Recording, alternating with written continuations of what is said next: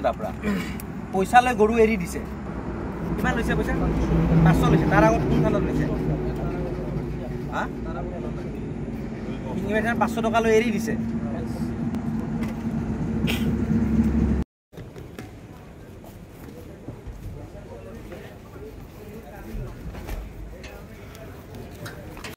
থানা ধৰা নাই ৰাস্তাত ধৰিছিলে মানে শিঙিমাৰী আৰক্ষী নেকি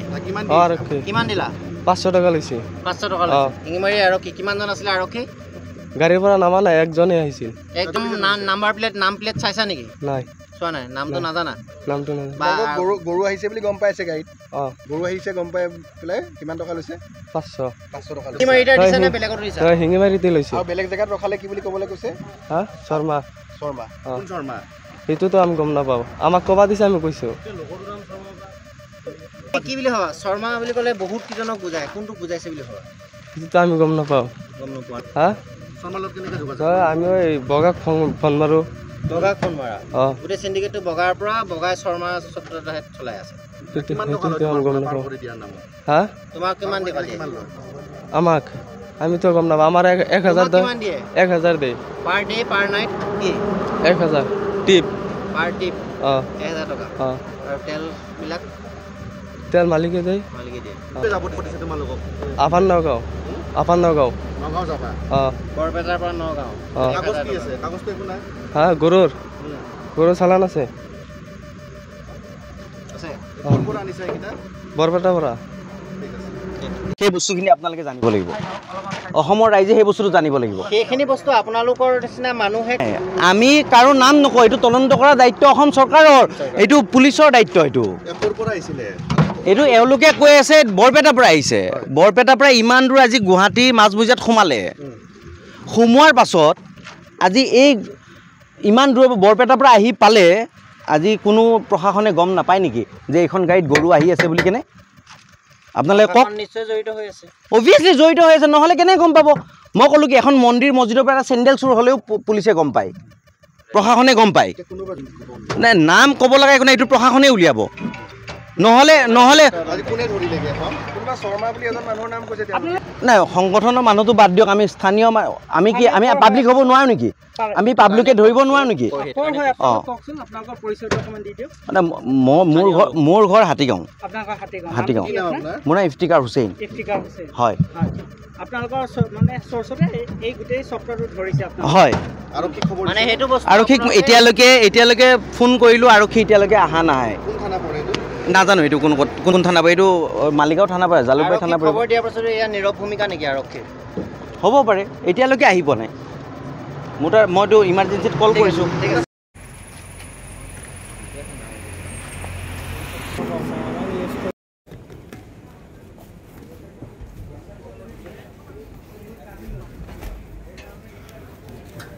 ক'ৰ পৰা আনিছিলা কি কৰিব নিছিলা কাৰ নেতৃত্বত চলি আছিলে এইবিলাক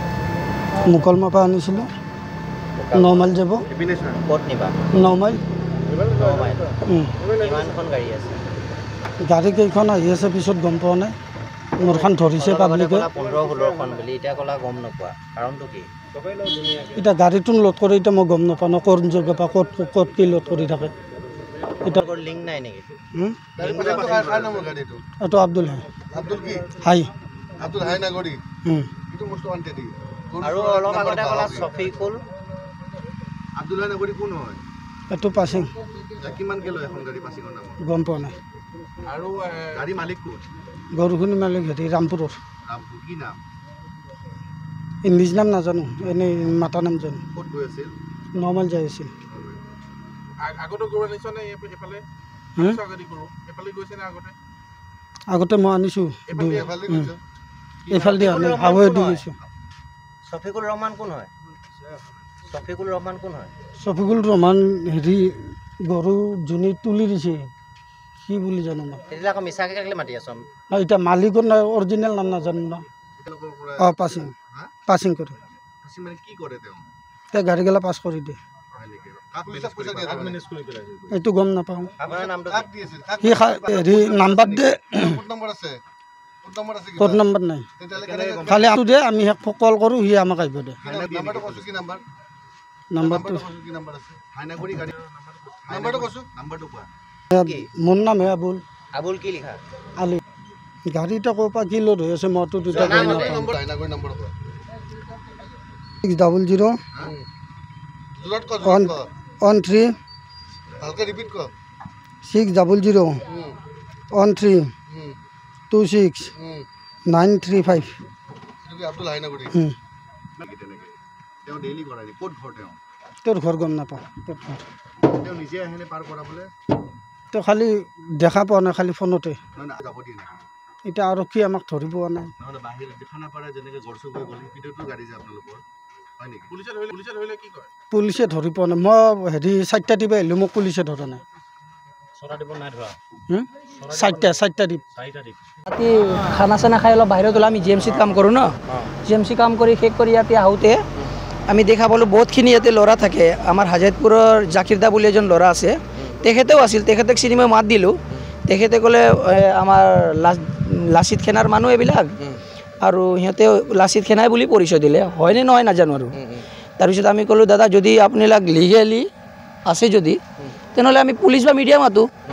তাৰপিছত আপোনালোক কেনেকুৱা আহিলে আমাৰ মিডিয়াবিলাকে অহাৰ পিছত সিহঁতে এটা কৰি ক'ত গায়ব হৈ গ'ল গম নাপালোঁ আমি ইয়াৰ ওচৰত হৰিজন কলনীৰ মানুহ আমি ভিৰ চাই আহিলোঁ তেওঁলোকে গাড়ীখন ৰখাইছিলে প্ৰথম অঁ তেখেতে গাড়ী ৰখাইছিল আৰু হেণ্ডিমেনক মাৰি খেদি দিছিল আৰু ড্ৰাইভাৰৰ লগত কথা পাতি আছিল মাৰিছে হেণ্ডিমেনক নাজানো সিহঁতে কৈ আছিল মাৰিছে আমাৰ ওচৰত মাৰা নাই কিন্তু হেণ্ডিমেন নাছিলে ড্ৰাইভাৰ আছিল খালি কিমান সময়ত গাড়ীখন ৰখাইছিল একজেক্ট টাইমটো এক 11:30 মান তেখেতে এটা দোকানী ন ইয়াতেই থাকে দোকানীৰ পৰা চব চাই আছে মাৰধৰ আমাৰ ওচৰত মাৰধৰটো দেখা নাই কিন্তু সিহঁতে কৈছে আৰু কোনো কথা কৈছে আৰু খুৰা কৈছে কি কৈছে চৰি কি বুলি কৈছে আপুনি আমাকতো একো কোৱা নাই যেতিয়া গাড়ীখন ৰখালে সিহঁতে বহুত কেইজন ভিৰ হৈ আছে তো আমি ওচৰৰ মানুহ উঠি আহি সুধিলোঁ যে কি হৈ আছে এনেকুৱা তেতিয়া গম পালোঁ যে গাড়ীত গৰু আছে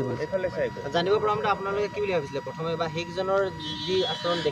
তেওঁলোকেতো প্ৰথমত কৈছে যে আমি মিডিয়া মাতি আছোঁ পুলিচ মাতি আছোঁ অলপ দেৰি কৰি মাতিম যাতে আৰু গাড়ীৰ পিছফালৰ পৰা 3-4খন গাড়ী আহি আছে সেই গাড়ীকেইখন একেলগে ধৰিম এতিয়া যদি আমি মিডিয়া মাতি দিওঁ তেনেহ'লে মানে গাড়ীকেইখন নাহিব